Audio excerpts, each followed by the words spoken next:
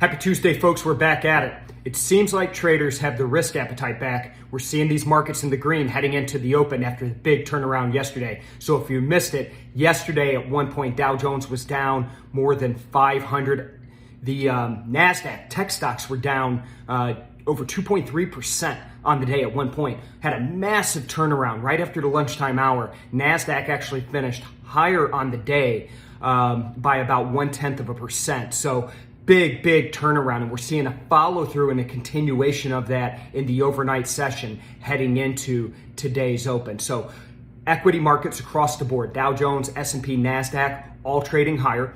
Oil trading higher this morning, just shy of $80 a barrel. That's a 1.5% move, and we're seeing the dollar trade lower with those foreign currencies on an upward trend, both the euro, the pound, as well as the yen.